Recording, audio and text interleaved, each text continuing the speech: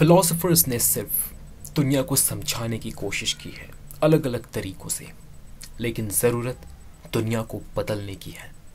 Philosophers have only interpreted the world in various ways. The point, however, is to change it. Karl Marx का ये कथन उनके philosophy, उनके दर्शन, उनके विचारों का एक जीवंत उदाहरण है। मार्क्स की फिलॉसफी रेवोल्यूशनरी थी, उनके विचार क्रांतिकारी थे। मार्क्स के विचारों को आधार बनाकर दुनिया के कई देश, कई समाजों में कई बदलाव, कई रेवोल्यूशंस हुए। 20वीं सदी के मध्य तक दुनिया के 1/3 देश अपने आप को मार्क्सिस्ट कहते, मतलब हर 10 में से 4 व्यक्ति एक ऐसे देश का नागरिक था जहां की सरकार, जहां का समाज मार्क्स के प्रिंसिपल, मार्क्स के विचारों के आधार पर बनाए गए हों। तो मार्क्स की वो कौन सी आइडियाज थी, वो कौन सी फिलॉसफी थी जिसने पूरे विश्व को इतने व्यापक स्तर पर प्रभावित किया और आज तक प्रभावित करते आ रहे हैं। मार्क्स के इन्हीं आइडियाज, इन्हीं फिलॉसफीज को हम अपने इस वीडियो सीरीज में समझने की कोशिश करेंगे। और मार्क्स के इन आइडियाज को हम तीन टॉपिक्स में डिवाइड करेंगे। सबसे पहला डायलेक्टिकल मटेरियलिज्म, द्वंद्वात्मक भौतिकवाद। फिर क्रिटिक ऑफ कैपिटलिज्म, पूंजीवाद की आलोचना। और थ्योरी ऑफ रेवोल्यूशन, क्रांति का सिद्धांत। इन 3 टॉपिक्स को समझाने के लिए हम आपके लिए 3 वीडियोस लेकर आएंगे। और आज के इस वीडियो में हम मार्क्स के डायलेक्टिकल मटेरियलिज्म, द्वंद्वात्मक भौतिकवाद को समझने की कोशिश करेंगे। तो द्वंद्वात्मक भौतिकवाद, मार्क्स जिस टाइम से बिलोंग करते थे वो टाइम इंडस्ट्रियल कैपिटलिज्म का था।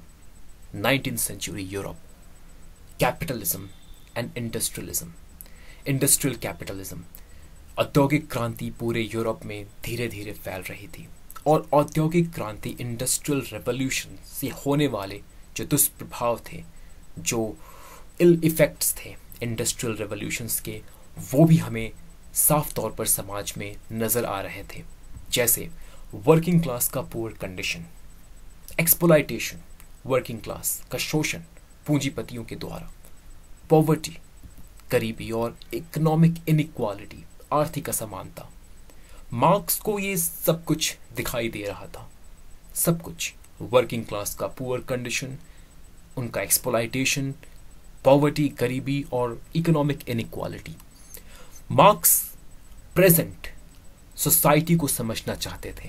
दैट मीन्स कि जिस समय से वो बिलोंग करते हैं, इंडस्ट्रियल कैपिटलिज्म का वो जो समय है, जो पीरियड है, उस समय की जो सोसाइटी है, मार्क्स उसे समझना चाहते थे। क्यों? क्योंकि मार्क्स समाज को बदलना चाहते थे, क्योंकि वो खुश नहीं थे। वर्किंग क्लास के पुअर कंडीशन को देखकर वो खुश नहीं थे, इकोनॉमिक इनइक्वालिटी को देखकर वो खुश नहीं थे, पॉवर्टी, गरीबी को देखकर वो खुश नहीं थे। वो समाज को बदलना चाहते थे। लेकिन समाज को बदलने के लिए सबसे पहले क्या जरूरत थी? समाज को समझने की, समाज के वर्तमान को समझने की। और मार्क्स को पता था कि समाज के वर्तमान को समझने के लिए उन्हें समाज के इतिहास को समझना होगा। दैट मीन्स जो प्रेजेंट सिचुएशन है, कैपिटलिज्म, इसे समझने के लिए मार्क्स को पास्ट में जाना होगा। और अगर वो अपने नियरेस्ट पास्ट में जाते हैं तो उन्हें मिलता है एक कैसा समाज? एक फ्यूडल सोसाइटी, फ्यूडलिज्म। और थोड़ा दूर थोड़ा जाते हैं तो उन्हें मिलता है एक स्लेव सोसाइटी। तो ये जो डिफरेंट स्टेजेस है हिस्ट्री की, स्लेव सोसाइटी, उसके बाद फ्यूडल सोसाइटी, उसके बाद कैपिटलिस्ट सोसाइटी। तो मार्क्स को लगा कि ये जो डिफरेंट स्टेजेस आ रहे हैं हिस्ट्री के, पहले स्लेव सोसाइटी आया, फिर फ्यूडल सोसाइटी, फिर कैपिटलिस्ट सोसाइटी। मार्क्स को लगा कि इनमें एक पैटर्न है, इनमें एक पैटर्न ढूंढा जा सकता है। अगर पास्ट और प्रेजेंट को हम समझ लें, पास्ट और प्रेजेंट के बीच अगर हम एक पैटर्न को एस्टैब्लिश कर ले, तो हम प्रिडिक्ट कर सकते हैं कि फ्यूचर क्या होगा। और मार्क्स का टारगेट, मार्क्स का एम यही था कि वो ये जो डिफरेंट स्टेजेस है सोसाइटी की, सोसाइटी के डेवलपमेंट की जो डिफरेंट स्टेजेस हैं, स्लेव सोसाइटी से फ्यूडल सोसाइटी, उसके बाद कैपिटलिस्ट सोसाइटी, इनमें वो एक पैटर्न ढूंढना चाहते थे ताकि वो फ्यूचर को प्रिडिक्ट कर सके, वो ये बता सके कि कैपिटलिज्म के बाद क्या आएगा, क्योंकि उन्हें कैपिटलिज्म को उखाड़ फेंकना था, कैपिटलिज्म को उन्हें हटाना था समाज के, और इसके लिए वो एक फिलॉसफी का निर्माण करना चाहते थे। ठीक है, तो मार्क्स को लगता था कि ये जो, जैसे कि मैंने आपको बताया कि slave society, feudal society, capitalist society, ये डिफरेंट स्टेजेस हैं हमारे सोसाइटी के डेवलपमेंट के। मार्क्स को लगता था कि सोसाइटी का ये जो डेवलपमेंट होता है वो एक पर्टिकुलर लॉ को फॉलो करता है। दैट मीन्स कि एक पर्टिकुलर लॉ है, एक नियम है जिसके आधार पर समाज का विकास होता है। मार्क्स अपने थ्योरी को साइंटिफिक कहते थे। साइंटिफिक, साइंस की अगर हम बात करें, फिजिक्स की अगर हम बात करें, तो फिजिक्स में क्या है, वहां पे जितने भी फिजिकल फेनोमेना होते हैं वो फेनोमेना को क्या गवर्न करता है, किसके आधार पर, कौन कौन रेगुलेट करता है उन फेनोमेना को। कोई एक फिजिक्स का लॉ रेगुलेट करता है, कोई चीज ऊपर से नीचे गिरती है, क्यों? लॉ ऑफ ग्रेविटी की वजह से। तो हर फिजिकल फेनोमेना के पीछे एक पर्टिकुलर फिजिक्स का कानून, एक लॉ होता है। उसी तरह मार्क्स को लगता था कि जितने भी सोशल फेनोमेना होते हैं, इन सोशल फेनोमेना के पीछे भी कोई एक पर्टिकुलर कानून है, कोई एक लॉ है जो काम कर रहा है। सोसाइटी यूं ही डेवलप नहीं करता, एक स्टेज से दूसरे स्टेज, दूसरे स्टेज से तीसरे स्टेज, यूं ही नहीं डेवलप करता, कोई एक पर्टिकुलर लॉ है जो काम करता है। मार्क्स को लगता था कि अगर इस लॉ को ढूंढ लिया जाए तो बताया जा सकता है कि कैपिटलिज्म के बाद क्या आएगा, क्योंकि अल्टीमेटली मार्क्स का एम क्या था, उन्हें यह बताना था कि कैपिटलिज्म का ये जो फेज है इसे खत्म करना है, और इसके बाद का फेज क्या होगा, जब तक ये मार्क्स को पता नहीं है कि कैपिटलिज्म के बाद का फेज क्या होगा, तब तक वो ये नहीं बता सकते कि कैपिटलिज्म को किस तरह से खत्म करना है और कैपिटलिज्म को खत्म करके क्या लाना है। तो ये तो जानना है मार्क्स को। ठीक है, तो मार्क्स को लगा कि ये जो प्रश्न है कि क्या कोई आइडेंटिफाइबल लॉ है जिसके बेसिस पर सोसाइटी का डेवलपमेंट होता है, ये जो प्रश्न है कि कैपिटलिज्म के बाद क्या होगा, मार्क्स को लगा कि इन प्रश्नों का उत्तर उनके पास है, और अपने इस उत्तर को मार्क्स अपने इस थ्योरी के माध्यम से देते हैं, थ्योरी ऑफ हिस्ट्री। मार्क्स हमारे समक्ष एक इतिहास का सिद्धांत रखते हैं। ये जो सिद्धांत है, इतिहास का सिद्धांत, ये एक्सप्लेन करेगा कि स्लेव सोसाइटी से फ्यूडल सोसाइटी, उसके बाद कैपिटलिस्ट सोसाइटी का ये जो परिवर्तन है, ये जो डेवलपमेंट है, ये कैसे होता है। वो जो एक लॉ की बात कर रहे हैं मार्क्स, जिस कानून के आधार पर समाज का विकास होता है, अपने इसी कानून, अपने इसी लॉ को वो प्रेजेंट करते हैं अपने थ्योरी ऑफ हिस्ट्री में। ठीक है, मार्क्स के थ्योरी ऑफ हिस्ट्री को ही डायलेक्टिकल मटेरियलिज्म कहा जाता है। तो जैसे कि मैंने आपको बताया कि इस वीडियो में हम समझेंगे डायलेक्टिकल मटेरियलिज्म क्या है। तो डायलेक्टिकल मटेरियलिज्म का मतलब है मार्क्स का theory of history. Dialectical materialism के द्वारा मार्क्स हमें बताने की कोशिश करते हैं कि इतिहास, दैट मीन्स समाज का विकास कैसे होता है, एक चरण से दूसरे चरण समाज का विकास कैसे होता है, किस कानून के आधार पर समाज का विकास होता है। यह है डायलेक्टिकल मटेरियलिज्म। डायलेक्टिकल मटेरियलिज्म को हिस्टोरिकल मटेरियलिज्म भी कहते हैं, या इसे मटेरियलिस्टिक कंसेप्शन ऑफ हिस्ट्री भी कहते हैं। तो ये जो तीन फ्रेजेस हमारे सामने अभी मौजूद हैं, dialectical materialism, historical materialism, materialistic conception of history, ये तीनों फ्रेजेस का मतलब एक ही है, थ्योरी ऑफ हिस्ट्री, मार्क्स का इतिहास का सिद्धांत। ठीक है, तो अभी हमें समझना है कि डायलेक्टिकल मटेरियलिज्म क्या है, द्वंद्वात्मक भौतिकवाद क्या है। यहां पर दो शब्द हैं, डायलेक्टिकल और मटेरियलिज्म। देखिए, डायलेक्टिकल मटेरियलिज्म को समझना इतना आसान नहीं है, तो आपको काफी ध्यान से अभी जो मैं आपको समझाने जा रहा हूं इसे सुनना होगा। तो सबसे पहले हम समझेंगे कि मटेरियलिज्म का मतलब क्या होता है, उसके बाद हम समझेंगे कि डायलेक्टिकल का मतलब क्या होता है, और फिर इन दोनों को कंबाइन करेंगे और हम समझ पाएंगे कि डायलेक्टिकल मटेरियलिज्म क्या है। तो सबसे पहले हमें समझना होगा कि मटेरियलिज्म क्या है, भौतिकवाद क्या है। तो देखिए, फिलोसोफर्स को हम दो कैटेगरीज में डिवाइड कर सकते हैं। फिलोसोफर्स जो हमें रियलिटी, जो यथार्थ है, यथार्थ को समझाने की कोशिश करते हैं। Philosopher try to explain the nature of reality, और रियलिटी के नेचर को एक्सप्लेन करते वक्त फिलोसोफर्स जो हैं वो दो अप्रोचेस को अपनाते हैं, दो तरीके का नजरिया वो अपनाते हैं। एक नजरिया, एक अप्रोच है आइडियलिज्म का, और एक है मटेरियलिज्म का। तो सबसे पहले हम देखते हैं कि आइडियलिज्म क्या है, उसके बाद हम समझेंगे कि मटेरियलिज्म क्या है। ठीक है, दैट मीन्स कि फिलोसोफर्स नेचर ऑफ रियलिटी, यथार्थ को समझाने के लिए दो अप्रोचेस को अपनाते हैं। एक अप्रोच है आइडियलिज्म, और एक अप्रोच है मटेरियलिज्म का। तो सबसे पहले देखते हैं कि आइडियलिज्म क्या है। आइडियलिज्म आइडिया, आइडियल वर्ड से डिराइव करता है। तो जो फिलोसोफर आइडियलिज्म को अपनाते हैं वो कहते हैं कि जो आइडियाज हैं वो रियल होती हैं, जो कॉन्सेप्ट है, जो आइडियाज है वो रियल होती है। अल्टीमेट रियलिटी क्या है? Ideas, concept. और ये जो दुनिया है जो हमें दिखाई देता है, ये दुनिया इन्हीं आइडियाज का क्या है? एक इम्परफेक्ट वर्जन है, रिफ्लेक्शन है, एक प्रतिबिंब है। इन आइडियाज का एक प्रतिबिंब है ये दुनिया। ठीक है, तो सबसे पहले क्या आया? आइडियाज आया, और बाद में बना दुनिया। आइडियलिस्ट मानते हैं, वो आइडिया को सबसे ज्यादा इंपॉर्टेंस देते हैं।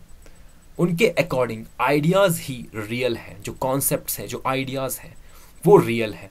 और ये जो वर्ल्ड है, जो मटेरियल वर्ल्ड है, जो हम देख सकते हैं, छू सकते हैं, महसूस कर सकते हैं, ये जो वर्ल्ड है ये इन आइडियाज का ही रिफ्लेक्शन है, इन आइडियाज का ही, इन विचारों का ही प्रतिबिंब है। So ideas constitute the reality, not their worldly manifestation. तो वर्ल्डली मैनिफेस्टेशंस दैट मीन्स कि आइडियाज का जो रिफ्लेक्शन है ये है मटेरियल वर्ल्ड।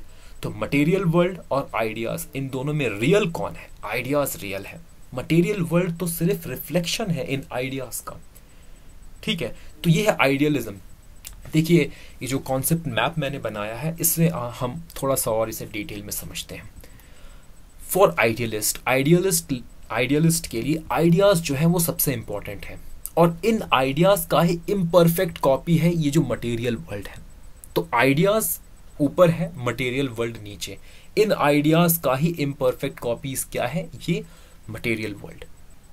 तो आइडियलिस्ट फिलोसोफर्स में सबसे आगे है G.W.F. हीगल, और हम देखेंगे कि मार्क्स जो है वो हीगल से काफी प्रभावित है। कैसे, ये हम आगे देखते हैं इस वीडियो में। तो आइडियलिज्म मुझे लगता है कि आपको समझ में आ गया। अब देखते हैं कि मटेरियलिज्म क्या है, जस्ट इसका अपोजिट। आइडियलिज्म का अपोजिट मटेरियलिज्म। आइडियलिज्म कहता है कि आइडियाज रियल है, और जो मटेरियल वर्ल्ड है वो रियल नहीं है। मटेरियल वर्ल्ड आइडियाज का ही रिफ्लेक्शन है, आइडियाज का ही वो इम्परफेक्ट कॉपी है। मटेरियलिज्म इसका जस्ट उल्टा। मटेरियलिज्म कहता है कि जो मटेरियल वर्ल्ड है वो रियल है, आइडियाज तो बस इन मटेरियल वर्ल्ड का रिफ्लेक्शन है, जस्ट उल्टा। मटेरियलिज्म कहता है कि पहले वर्ल्ड आया, उसके बाद आइडियाज आए। अगर दुनिया होगा ही नहीं तो हमें विचार कहां से आएंगे? समझ में आ रहा है? देखिए, कॉन्सेप्ट में आपको देखिए, यहां पे आपको समझ में आएगा। मटेरियलिस्ट कहते हैं कि मटेरियल वर्ल्ड जो है, जो दुनिया है जिसे हम देख सकते हैं, छू सकते हैं, फील कर सकते हैं, टच कर सकते हैं, ये रियल है। और जब हम अपने इर्द गिर्द मौजूद दुनिया को देखते हैं, इसे ऑब्जर्व करते हैं, तब हमारे दिमाग में विचार उत्पन्न होते हैं, आइडियाज आते हैं। अगर दुनिया ही नहीं होगी, मटेरियल वर्ल्ड ही नहीं होगा, तो आइडियाज कहां से आएंगे? ये मटेरियलिस्ट लोग कहते हैं। मटेरियलिस्ट कहते हैं कि जो दिखता है वही रियल है, जो मटेरियल वर्ल्ड जो हमें दिख रहा है, जो वस्तुएं दिख रही हैं, जिन्हें हम छू रहे हैं, टच कर रहे हैं, वही रियल है। और इन सब चीजों को देखने के बाद ही हमारे मस्तिष्क में, हमारे मन में आइडियाज, विचारों का सृजन होता है, निर्माण होता है, डेवलपमेंट होता है। तो पहले क्या आया? Material world. आइडियाज बाद में आया। आइडियाज क्या है? ये मटेरियल वर्ल्ड का रिफ्लेक्शन है और आइडियाज वेरी करते हैं। Our ideas and concept depend upon who we are and where we live.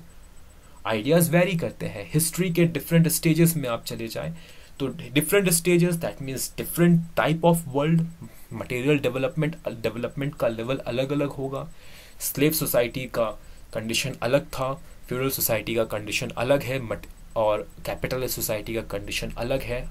आज कैपिटलिस्ट सोसाइटी में हमारे पास बड़े बड़े बिल्डिंग्स हैं, हाईवेज हैं, एरोप्लेन्स, अलग अलग चीज़ें हैं।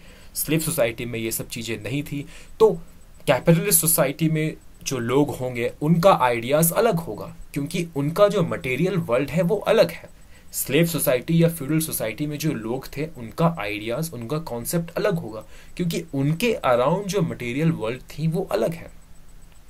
ठीक है, तो ये था मटेरियलिज्म। मटेरियलिज्म के सबसे इम्पॉर्टेंट फिलोसोफर हैं इस फील्ड के कार्ल मार्क्स। कार्ल मार्क्स एक मटेरियलिस्ट थे। ठीक है, तो अब मुझे लगता है कि आपको समझ में आ गया कि मटेरियलिज्म क्या है। तो एक चीज हमने समझ ली, डायलेक्टिकल मटेरियलिज्म में एक चीज हमने समझ ली कि मटेरियलिज्म क्या है। अब देखते हैं कि डायलेक्टिकल क्या है। डायलेक्टिकल एक्चुअली डायलेक्टिक्स वर्ड से डिराइव की गई है। यहां पर आपको थोड़ा सा ध्यान देना होगा डायलेक्टिक्स को समझने के लिए। देखिए, डायलेक्टिक्स एक थ्योरी है, चेंज को एक्सप्लेन करती एक थ्योरी है। एक थ्योरी जो एक्सप्लेन करती है चेंज को, चेंज कैसे होता है, बदलाव कैसे होता है, इस बात को एक्सप्लेन करती है डायलेक्टिक्स की ये थ्योरी। डायलेक्टिक्स कहती है, डायलेक्टिक्स थ्योरी के अकॉर्डिंग जो भी चेंज होते हैं, जो भी प्रोग्रेस, जो भी डेवलपमेंट, जो भी बदलाव होते हैं, ये बदलाव एक स्ट्रगल का नतीजा है, एक संघर्ष का नतीजा है। संघर्ष किनके बीच? दो कॉन्ट्राडिक्टरी फोर्सेस के बीच, दो ऐसे फोर्सेस के बीच जिनके अंतर्गत विरोधाभास है। तो जब दो फोर्सेस, दो चीजें आपके समक्ष है, दोनों के बीच कॉन्ट्राडिक्शन है, तो दोनों के कॉन्ट्राडिक्शन होने की वजह से दोनों के बीच एक संघर्ष होगा, और इस संघर्ष की वजह से कुछ नया निकल कर आएगा जो कि उन दोनों से अलग होगा। तो चेंज हो गया ना, चेंज हुआ, डेवलपमेंट हुआ। चेंज और डेवलपमेंट क्यों होता है? स्ट्रगल की वजह से होता है। किनके बीच स्ट्रगल? दो कॉन्ट्राडिक्टरी चीजों के बीच स्ट्रगल। और ये कॉन्ट्राडिक्टरी चीजें क्या है ये हम देखेंगे। तो देखिए, इसे हम समझने की कोशिश करते हैं। मान लीजिए कि एक स्टेज है, इसे हम नाम देते हैं स्टेज ए। इस स्टेज में कुछ कॉन्ट्राडिक्शंस हैं और कुछ लिमिटेशंस हैं। ठीक है, ये हमारा प्रेजेंट कंडीशन है, स्टेटस को जिसे हम कहते हैं, ये हमारा प्रेजेंट कंडीशन है। ये प्रेजेंट कंडीशन स्टेज ए। इस स्टेज में कुछ कॉन्ट्राडिक्शंस हैं, कुछ लिमिटेशंस हैं, लेकिन इन कॉन्ट्राडिक्शंस और लिमिटेशंस के बारे में हमें अभी नहीं पता। ठीक है, ये हमारा प्रेजेंट कंडीशन है। क्या है ये? स्टेज ए हमारा प्रेजेंट कंडीशन है। इस प्रेजेंट कंडीशन में कुछ कॉन्ट्राडिक्शंस और लिमिटेशंस हैं, लेकिन इन कॉन्ट्राडिक्शंस और लिमिटेशंस के बारे में हमें अभी ज्ञान नहीं है, हमें पता नहीं है कि हाँ, स्टेज ए में भी कुछ कॉन्ट्राडिक्शंस और लिमिटेशंस होंगी।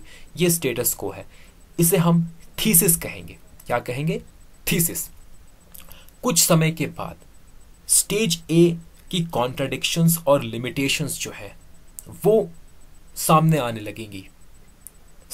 लगेंगी। कुछ समय के बाद स्टेज ए में मौजूद कॉन्ट्राडिक्शंस और लिमिटेशंस जो है वो सामने नजर आने लगेंगी, और इन कॉन्ट्राडिक्शंस और लिमिटेशंस की वजह से एक रिएक्शनरी स्टेज आएगा, स्टेज बी। यहां पर मैंने स्टेज ए ही लिखा है, लेकिन एक्चुअली ये स्टेज बी है, गलती हो गई मुझसे।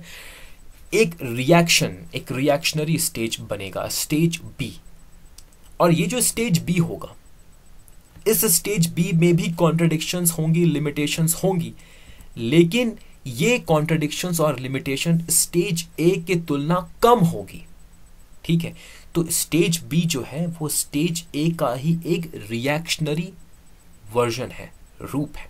स्टेज ए में मौजूद कमियों और कॉन्ट्रडिक्शंस और लिमिटेशंस के वजह से ही स्टेज बी का निर्माण हुआ। स्टेज बी का निर्माण क्यों हुआ? स्टेज ए में मौजूद कमियों की वजह से, स्टेज ए में मौजूद कॉन्ट्रडिक्शंस और लिमिटेशंस की वजह से ही स्टेज बी का निर्माण हुआ। ठीक है, तो स्टेज बी क्या है? स्टेज ए का ही एक रिएक्शन है। इसे हम क्या कहेंगे? एंटीथेसिस कहेंगे, एंटीथेसिस। और अब क्या होगा? इस थीसिस और एंटीथेसिस के बीच में एक स्ट्रगल होगा। क्या होगा? एक स्ट्रगल, एक संघर्ष होगा। क्योंकि स्टेज बी क्या है? स्टेज ए का ही एक रूप है, लेकिन एक ऐसा रूप जिसमें स्टेज ए में मौजूद कॉन्ट्रडिक्शंस और लिमिटेशंस नहीं है। तो अब स्टेज ए और स्टेज बी में स्ट्रगल होगा, थीसिस और एंटीथेसिस के बीच स्ट्रगल होगा, और इसका नतीजा क्या होगा? स्टेज सी, जो कि जहां पर लिमिटेशंस होंगी, ऐसा नहीं है कि स्टेज सी में लिमिटेशंस और कॉन्ट्रडिक्शन नहीं होंगी, इसमें भी लिमिटेशंस और कॉन्ट्रडिक्शन होगी, लेकिन ये स्टेज ए और स्टेज बी दोनों की तुलना कम होगी, बहुत कम होगी। और ये जो नया स्टेज है, ये स्टेज ए से भी सुपीरियर होगा, स्टेज बी से भी सुपीरियर होगा, स्टेज सी, जो कि होगा सिंथेसिस, और ये होगा एक प्रोग्रेस, ये डेवलपमेंट। तो जितने भी बदलाव होती हैं वो इसी प्रक्रिया को फॉलो करती है। एक स्टेटस को होगा, अब इस स्टेटस को में कुछ लिमिटेशंस, कुछ कॉन्ट्रडिक्शंस होंगी, लेकिन शुरू में ये लिमिटेशंस और ये कॉन्ट्रडिक्शन छुपी हुई होंगी। जैसे जैसे समय बीतेगा, ये कॉन्ट्रडिक्शन, ये लिमिटेशन सामने बाहर आने लगेंगी, और इसके वजह से एक रिएक्शनरी स्टेज का निर्माण होगा, एक एंटीथेसिस का निर्माण होगा। अब ये थीसिस और एंटीथेसिस के बीच स्ट्रगल होगा, ठीक है, और इस स्ट्रगल के बाद एक नया स्टेज आएगा सिंथेसिस का, जहां पर कॉन्ट्रडिक्शंस और लिमिटेशंस यहां भी होंगी, लेकिन ये ए और बी की तुलना कम होंगी। और तब तक ये प्रोसेस चलता जाएगा, ये जो थीसिस, एंटीथेसिस, फिर सिंथेसिस, ये प्रोसेस चलता जाएगा। कुछ दिनों के बाद ये जो सिंथेसिस है वो थीसिस बन जाएगा, और इसके लिए फिर एक एंटीथेसिस आएगी, और फिर ये फिर सिंथेसिस में बदलेगा। और ये जो प्रोसेस है ये तब तक चलता जाएगा जब तक एक ऐसा स्टेज ना आ जाए जहां पर कोई भी कॉन्ट्रडिक्शन ना हो, कोई भी लिमिटेशन ना हो। जिस वक्त ये एक स्टेज आ गया जहां पर कोई कॉन्ट्रडिक्शन ना हो, कोई लिमिटेशन ना हो, तो वो स्टेज हमारा फाइनल स्टेज होगा। तो ये है डायलेक्टिक्स। डायलेक्टिक्स की ये जो पद्धति है, इसका इस्तेमाल हीगल ने अपने फिलॉसफी में किया। हीगल और मार्क्स जो है वो हीगल से ही डायलेक्टिक्स के इस मेथड को बोरो करते हैं। सबसे पहले हम देखते हैं कि हीगल ने डायलेक्टिकल मेथड का इस्तेमाल कैसे किया। हीगल कहते हैं कि हीगल ने एक हिस्ट्री की थ्योरी दी, ठीक है, हीगल ने अपनी हिस्ट्री की थ्योरी दी। हीगल का कहना था कि इतिहास जो है, इतिहास में जो स्टेजेस आती हैं, स्टेज ए, स्टेज बी, स्टेज सी, इस तरह का जो स्टेजेस आती हैं, तो इतिहास जो है वो आइडियाज के बीच का स्ट्रगल का नतीजा है। दैट मीन्स इतिहास में जो डेवलपमेंट होती है, जो सोसाइटी का जो डेवलपमेंट होता है, वो आइडियाज के बीच स्ट्रगल की वजह से होता है। आइडियाज के बीच, दैट मीन्स समाज का एक स्टेज है, मान लीजिए ये स्लेव सोसाइटी है, यहां पर कुछ आइडियाज होंगी, ठीक है, लेकिन इन आइडियाज में कॉन्ट्रडिक्शंस होंगे, लिमिटेशंस होंगी।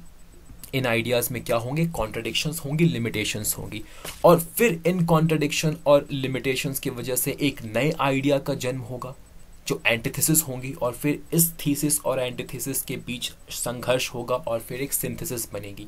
तो हीगल कहते हैं कि समाज का जो विकास है, समाज की जो विकास की प्रक्रिया है, यहां पर सबसे इंपॉर्टेंट रोल क्या प्ले करता है? आइडिया, ठीक है। हर स्टेज, सोसाइटी के डेवलपमेंट का हर स्टेज एक आइडिया को करस्पॉन्ड करता है, एक आइडिया से संबंधित है, ठीक है। और जब जब आइडियाज के बीच स्ट्रगल होंगी, समाज में विकास होता रहेगा। तो आइडियाज जो है वो हिस्ट्री के इंजन है, ठीक है। आइडियाज के बीच जो स्ट्रगल होता है, इसी के वजह से इतिहास में विकास होता है, समाज का विकास होता है, समाज एक चरण से दूसरे चरण की ओर आगे बढ़ता जाता है। तो हीगल, यहां पर बहुत ही इंपॉर्टेंट बात है, हीगल ने एक आइडियलिस्ट थ्योरी दी हिस्ट्री की, डायलेक्टिकल आइडियलिज्म, उन्होंने हिस्ट्री को समझाया। ठीक है, हीगल ने ये समझाया कि इतिहास में बदलाव कैसे होता है, समाज कैसे एक स्टेज से दूसरे स्टेज और फिर तीसरे स्टेज में कैसे वो प्रोग्रेस करता है, ये नतीजा है आइडियाज के बीच होने वाले स्ट्रगल का। मार्क्स ने हीगल से ये बोरो किया। ये जो थ्योरी है हिस्ट्री की थ्योरी, मार्क्स ने हीगल से ही इस थ्योरी को बोरो किया। लेकिन मार्क्स ने क्या किया, मार्क्स ने कहा कि हिस्ट्री का जो डेवलपमेंट है वो आइडियाज के बीच स्ट्रगल की वजह से नहीं होता। वो क्यों होता है, वो क्लासेस के बीच होने वाले स्ट्रगल की वजह से होता है। तो मार्क्स ने हीगल के आइडियाज को रिप्लेस करते हुए उनके जगह पे क्या रख दिया, क्लास रख दिया। और क्लास का ओरिजिन कहां पर होता है, इकोनॉमिक्स में। ये हम देखेंगे आगे। मार्क्स के अनुसार जो सोशल क्लासेस जो हमें देखने को मिलते हैं, इनका जो ओरिजिन है वो इकोनॉमिक्स में होता है, मैटर।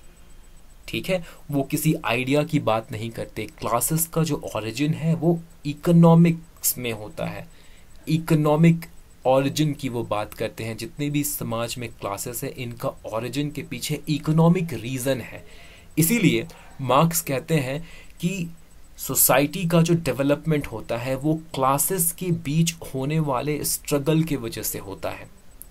ठीक है, तो मार्क्स के अकॉर्डिंग हिस्ट्री का इंजन क्या है, मैटर, इकोनॉमिक्स।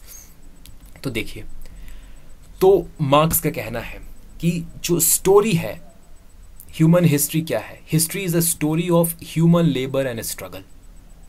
हमारा जो इतिहास जो है वो हमारा स्ट्रगल का एक स्ट्रगल की कहानी है। ये कोई आइडिया के बीच होने वाले स्ट्रगल की कहानी नहीं है। ये स्ट्रगल हम करते हैं इतिहास में, क्यों, अपने सर्वाइवल के लिए।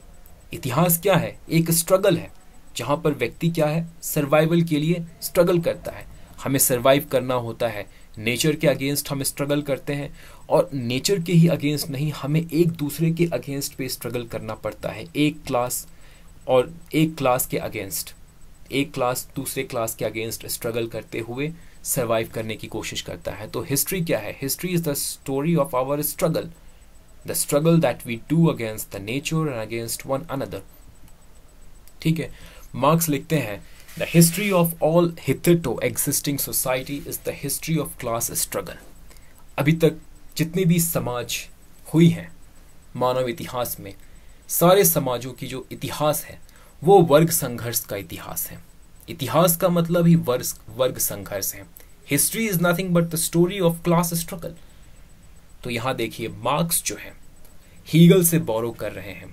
वो बताना चाहते हैं कि इतिहास में ये जो बदलाव होता है, एक सोसाइटी से, एक स्टेज से हम दूसरे स्टेज में कैसे जाते हैं, ये हम स्ट्रगल की वजह से जाते हैं।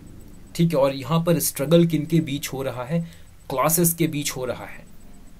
और ये क्लासेस क्यों स्ट्रगल करते हैं, opposing economic history, opposing material and economic interest.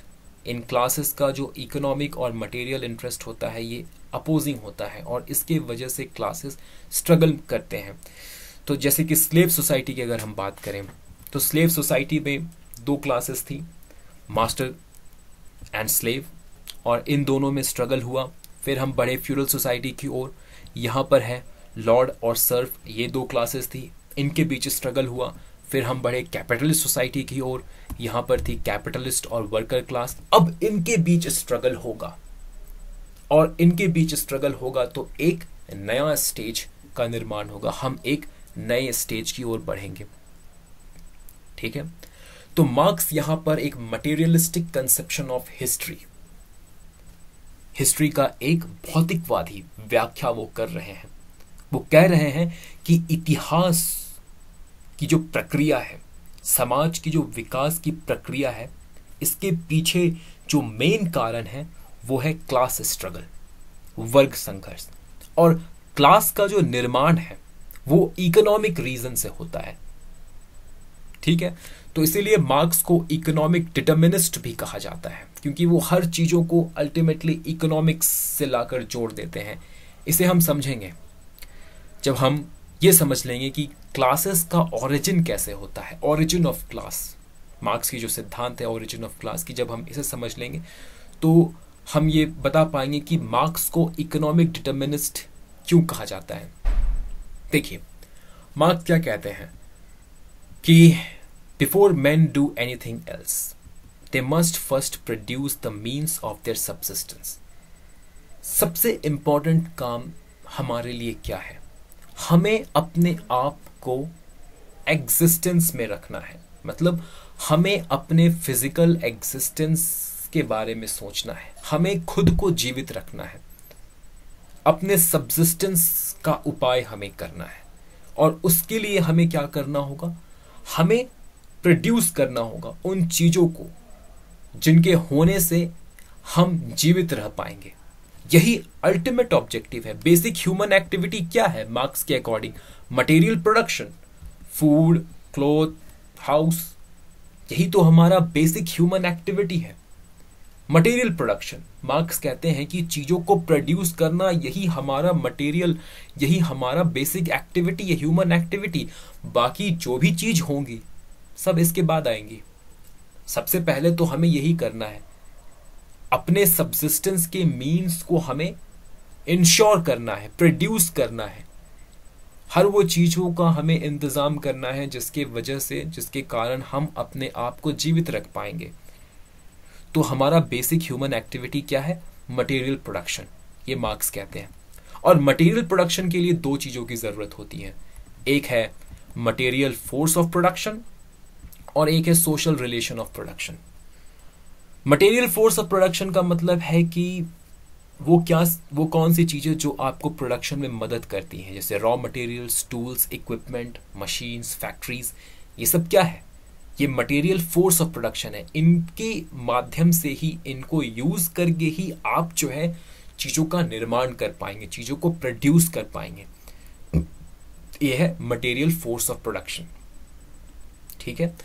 Social relations of production, इसका मतलब क्या है, देखिए, how you are related to the force of production. ये जो फोर्स ऑफ प्रोडक्शन है, जिसे हम मीन्स ऑफ प्रोडक्शन भी कहेंगे, इस फोर्स ऑफ प्रोडक्शन से आपका संबंध क्या है, ये डिटरमाइन करेगा कि आपका सोशल रिलेशन ऑफ प्रोडक्शन क्या है। दैट मीन्स कि यदि आप मटेरियल फोर्स ऑफ प्रोडक्शन को ओन करते हैं, यदि आप ओन करते हैं, यदि फोर्सेस ऑफ प्रोडक्शन आपके अंतर्गत है, यदि आप फोर्सेस ऑफ प्रोडक्शन के मालिक हैं, तो आप एक डोमिनेंट क्लास बनाएंगे। आप किस क्लास का हिस्सा होंगे, डोमिनेंट क्लास का। यदि आप ओन नहीं करते, यदि आप फोर्स ऑफ प्रोडक्शन को ओन नहीं करते, यदि आप फोर्स ऑफ प्रोडक्शन को ओन नहीं करते, फोर्स ऑफ प्रोडक्शन के मालिक नहीं हैं, तो आप सब्जर्विएंट क्लास कहलाएंगे, डोमिनेंट क्लास का आप हिस्सा होंगे। सब्जर्विएंट मतलब कि शोषित वर्ग, dominant class means ruling class. और यहीं से ओरिजिन ऑफ क्लास होता है, क्लासेस का जो निर्माण है वो यहीं से होता है। क्लास क्या है, वो क्लास इस बात पर आधारित है कि आपका फोर्सेस ऑफ प्रोडक्शन के साथ क्या संबंध है। दो ही तरह के क्लास होंगे, एक डोमिनेंट क्लास, एक सब्जर्विएंट क्लास है। Dominant class and dominated class, आप इन दो में से किस क्लास से बिलोंग करते हैं, ये निर्भर करता है आपका संबंध पर, कि आपका संबंध क्या है, मटेरियल फोर्स ऑफ प्रोडक्शन से आपका संबंध क्या है। यदि आप मटेरियल फोर्स ऑफ प्रोडक्शन को ओन करते हैं, उनके मालिक हैं, तो आप डोमिनेंट क्लास का हिस्सा होंगे। यदि आप ओन नहीं करते हैं तो आप सब्जर्विएंट क्लास का हिस्सा होंगे। तो देखिए, हर सोसाइटी, मार्क्स कहते हैं कि हर सोसाइटी, चाहे वो स्लेव सोसाइटी हो, फ्यूडल सोसाइटी हो या कैपिटलिस्ट सोसाइटी हो, हर सोसाइटी में दो क्लासेस होंगे। एक होगा डोमिनेंट क्लास, जो कि मटेरियल फोर्स ऑफ प्रोडक्शन को ओन करता हो, मालिक हो मटेरियल फोर्स ऑफ प्रोडक्शन का, जिसे हम हैव्स कहते हैं, हैव्स। और एक होगा डोमिनेटेड क्लास, सब्जर्विएंट क्लास, जो मटेरियल फोर्स ऑफ प्रोडक्शन को ओन नहीं करता है, ठीक है, इसे हम कहेंगे हैव नॉट्स। तो देखिए, स्लेव सोसाइटी में मटेरियल फोर्स ऑफ प्रोडक्शन को ओन कौन करता है, मास्टर। फ्यूडल सोसाइटी में फ्यूडल लॉर्ड, और कैपिटलिस्ट सोसाइटी में कैपिटलिस्ट। और स्लेव सोसाइटी में डोमिनेटेड क्लास का हिस्सा कौन है, स्लेव्स फ्यूडल सोसाइटी में सर्व्स और कैपिटलिस्ट सोसाइटी में वर्कर्स। ठीक है, यहां तक बात समझ में आ गई। अभी देखिए एक और इंपॉर्टेंट बात, डोमिनेंट क्लास जो है वो हमेशा लेस होंगे नंबर में, इनका जो न्यूमेरिकल स्ट्रेंथ होगा ये हमेशा कम होगा। ये ऑब्वियस सी बात है, न्यूमेरिकल स्ट्रेंथ डोमिनेंट क्लास का हमेशा कम होगा, और ये जो डोमिनेटेड क्लास होंगे इनका जो न्यूमेरिकल स्ट्रेंथ है ये हमेशा ज़्यादा होगा। ये हमेशा मेजॉरिटी में रहेंगे डोमिनेटेड क्लास, और डोमिनेंट क्लास हमेशा माइनॉरिटी में रहेंगे। अब यहाँ पर एक प्रश्न खड़ा होता है कि डोमिनेंट क्लास माइनॉरिटी में होते हुए भी डोमिनेटेड क्लास जो कि मेजॉरिटी में है, डोमिनेटेड क्लास के ऊपर शासन कैसे कर सकते हैं? डोमिनेंट क्लास तो माइनॉरिटी में है, डोमिनेटेड क्लास मेजॉरिटी में है, फिर भी डोमिनेंट क्लास डोमिनेटेड क्लास के ऊपर शासन कैसे करता है? हाउ? माइनॉरिटी में होते हुए भी ये मेजॉरिटी के ऊपर रूल कैसे कर पाता है डोमिनेंट क्लास? मार्क्स कहते हैं कि दो मेथड है। डोमिनेंट क्लास के पास दो तरीका है जो डोमिनेंट क्लास यूज करते हैं डोमिनेटेड क्लास के ऊपर शासन करने के लिए। पहला है कि by controlling the means of violence and force, मतलब कि आर्मी, पुलिस, कोर्ट, ये क्या है? ये मीन्स ऑफ वायलेंस है। इनका इस्तेमाल करके आप वायलेंस कर सकते हैं, आप फोर्स, बल का प्रयोग कर सकते हैं। तो बल का प्रयोग करने का जो नियंत्रण है, जो अधिकार है, वो किसके हाथ में होता है? डोमिनेंट क्लास के हाथ में होता है। और अपने इसी शक्ति से, अपने इसी पावर से, फोर्स को यूज करने के इसी पावर से डोमिनेंट क्लास जो है वो रूल करते हैं डोमिनेंट क्लास के ऊपर। लेकिन मार्क्स यहां पर कहते हैं कि फोर्स का इस्तेमाल करके, बल का प्रयोग करके आप बहुत लंबे समय तक शासन नहीं कर सकते। You can not rule for a long time. कभी ना कभी जो डोमिनेंट क्लास है वो विद्रोह करेंगे ही। तो सिर्फ फोर्स के बेसिस पर आप रूल नहीं कर सकते। तो मार्क्स कहते हैं कि सेकंड जो मेथड है वो सबसे ज्यादा इफेक्टिव है। यहां पर फोर्स का इस्तेमाल नहीं है, यहां पर जो डोमिनेंट क्लास है वो डोमिनेटेड क्लास के थॉट को, बिलीफ, उनके आइडियाज को कंट्रोल करेंगी।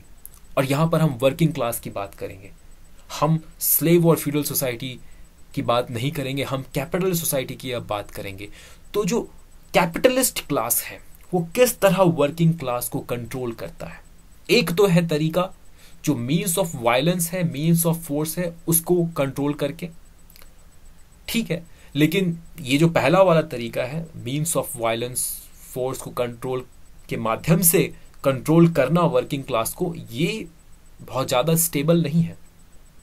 बहुत लंबे समय तक फोर्स के माध्यम से, बल के प्रयोग से वर्किंग क्लास को कंट्रोल करके नहीं रखा जा सकता। मार्क्स इस बात को मानते हैं। तो जो कैपिटलिस्ट क्लास है वो क्या करते हैं? वो इन वर्किंग क्लास के बिलीफ सिस्टम, इनके थॉट, इनके आइडियाज को भी कंट्रोल करते हैं, इनके कॉन्शियसनेस को कंट्रोल करते हैं, इनके मन को, इनके मस्तिष्क को, इनके सोच को वो कंट्रोल करते हैं। कैसे? जो समाज का जो इकोनॉमिक बेस है, मटेरियल इकोनॉमिक बेस है, इसके ऊपर एक आइडियोलॉजिकल सुपर स्ट्रक्चर खड़ा करके। बेस और सुपर स्ट्रक्चर का ये जो कॉन्सेप्ट है इसे हम देखते हैं। देखिए मार्क्स कहते हैं, जैसे कि मैंने आपको बताया कि समाज का आधार क्या है, बेस क्या है समाज का? Material force of production. Class का सृजन, निर्माण कहां से होता है? मटेरियल फोर्स ऑफ प्रोडक्शन से ही, ठीक है। जो क्लास फोर्स ऑफ प्रोडक्शन को ओन करेंगे वो डोमिनेंट क्लास होंगे, जो ओन नहीं करेंगे वो डोमिनेटेड क्लास होंगे, ठीक है। तो समाज का जो रूट है, समाज का उद्भव कहां से हुआ? इकोनॉमिक्स। क्योंकि प्रोडक्शन की जब हम बात करते हैं तो इकोनॉमिक्स वहां पे आ जाता है। मटेरियल प्रोडक्शन मतलब इकोनॉमिक्स। तो ये जो बेस है समाज का, जो सोशल रिलेशन है, जो मटेरियल फोर्स ऑफ प्रोडक्शन है, और मटेरियल फोर्स ऑफ प्रोडक्शन से जो संबंध है समाज में रहने वाले लोगों का, कुछ फोर्स ऑफ प्रोडक्शन को ओन करेंगे, कुछ फोर्स ऑफ प्रोडक्शन को ओन नहीं करेंगे, कुछ डोमिनेंट होंगे, कुछ डोमिनेटेड होंगे। ये बनाता है बेस। समाज का ये क्या है? बेस। तो समाज के आधार में अगर आप जाएंगे तो आपको क्या दिखेगा? इकोनॉमिक्स। ये जो सोशल रिलेशन ऑफ प्रोडक्शन आपको नजर आएगा, मटेरियल फोर्स ऑफ प्रोडक्शन आपको नजर आएगा, यही समाज का बेस है। ठीक है, अब जो डोमिनेंट क्लास है वो जो सबसर्विएंट क्लास है, दैट मीन्स जो वर्किंग क्लास है, उसको कंट्रोल करने के लिए इस बेस के ऊपर, समाज का ये जो बेस है, इसके ऊपर एक आइडियोलॉजिकल सुपर स्ट्रक्चर खड़ा करेगा। दैट मीन्स जैसे मैंने आपको बताया, एक सिस्टम बनाएगा आइडियाज का, culture, belief, morality, law, religion, ये सब कुछ बनाया जाएगा बस इस बात को सुनिश्चित करने के लिए कि समाज में जो मौजूदा स्थिति है, जो स्टेटस को है, जो यथास्थिति है, वो बनी रहे। वर्किंग क्लास ही रहे और डोमिनेंट क्लास डोमिनेंट ही रहे, कैपिटलिस्ट रहे, वर्किंग हमेशा वर्किंग रहे और कैपिटलिस्ट हमेशा कैपिटलिस्ट रहे। ये जो यथास्थिति है, इसे बनाकर रखने के लिए एक पूरा का पूरा एक सिस्टम का निर्माण होगा।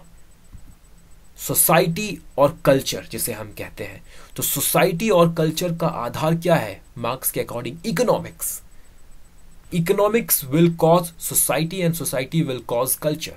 इकोनॉमिक्स की वजह से समाज का निर्माण हुआ, समाज की वजह से फिर कल्चर का निर्माण हुआ। तो ये जो कल्चर है, समाज है, मोरालिटी है, लॉ है, रिलीजन है, ये सब कुछ का फंक्शन क्या है? ये जो आइडियोलॉजिकल सुपर स्ट्रक्चर का फंक्शन क्या है? एक्सप्लेन करना, जस्टिफाई करना और लेजिटिमाइज करना, न्यायोचित साबित करना, समझाना, जस्टिफाई करना। किस चीज को? जो डिवीजन ऑफ लेबर मौजूद है समाज में, उसको, दैट मीन्स कैपिटलिस्ट और वर्किंग क्लास का ये जो डिवीजन है, इसको सही साबित करना, क्लास डिफरेंस को सही साबित करना, इनकम इनइक्वालिटी जो है, वेल्थ का इनइक्वालिटी है, इसे सही साबित करना, और जो पावर डिस्ट्रीब्यूशन है समाज में, उसे सही साबित करना। ठीक है, इन चीजों को सही साबित करने के लिए ही आइडियोलॉजिकल सुपर स्ट्रक्चर का निर्माण होता है। जो भी समाज में आइडियाज होती हैं, जो भी culture, belief system, morality, law, ये सब कुछ रूलिंग क्लास को बेनिफिट करने के लिए बनाई जाती है। इसलिए बनाई जाती है ताकि समाज में यथास्थिति बरकरार रखा जाए। समाज का जो इकोनॉमिक बेस है, उसे छेड़छाड़ नहीं किया जाए, उसको ठीक ठाक रखने के लिए, इंटैक्ट रखने के लिए ही आइडियोलॉजिकल सुपर स्ट्रक्चर का निर्माण किया जाता है।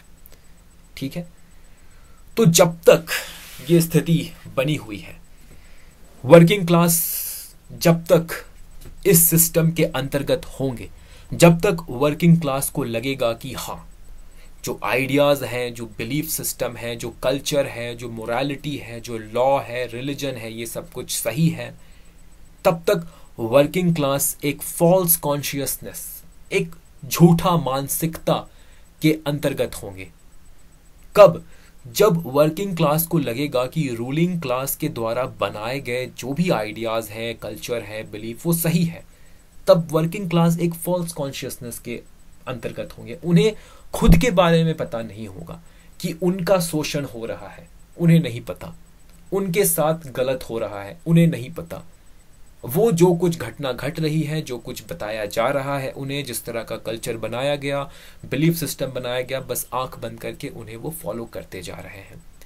तो जब तक वर्किंग क्लास फॉल्स कॉन्शियसनेस के अंतर होंगे, तब वो सिर्फ एक क्लास इन इटसेल्फ कहलाएंगे। क्लास इन इटसेल्फ का मतलब है, मार्क्स इस फ्रेज का यूज करते हैं, क्लास इन इटसेल्फ, मतलब वर्किंग क्लास को अभी अपने इंटरेस्ट का ज्ञान नहीं हुआ है।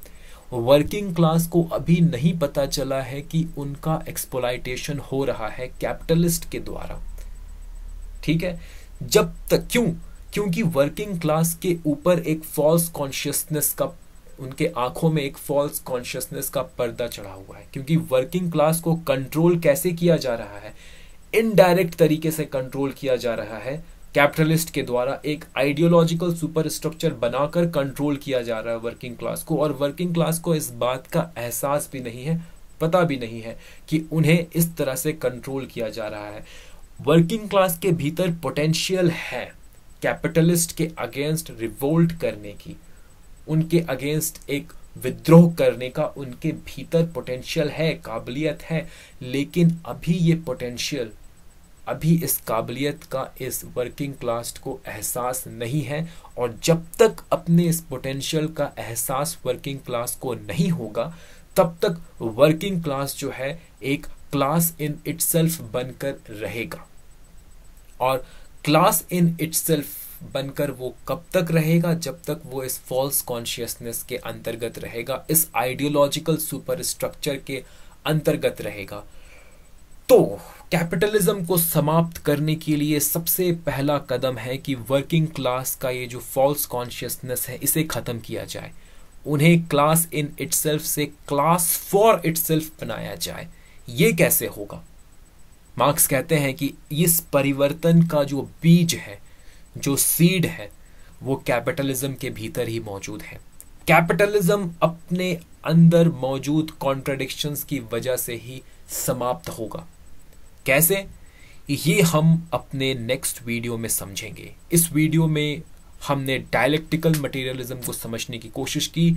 नेक्स्ट वीडियो में हम समझेंगे कि मार्क्स किस तरह से कैपिटलिज्म को क्रिटिसाइज करते हैं, ये जो फॉल्स कॉन्शियसनेस है वर्किंग क्लास का, ये कैसे खत्म होगा, और वर्किंग क्लास कैसे एक क्लास फॉर इटसेल्फ बनकर उभरेगा। ये हम अपने नेक्स्ट वीडियो में समझेंगे। इस वीडियो में बस इतना ही। मिलते हैं नेक्स्ट वीडियो में, तब तक के लिए धन्यवाद।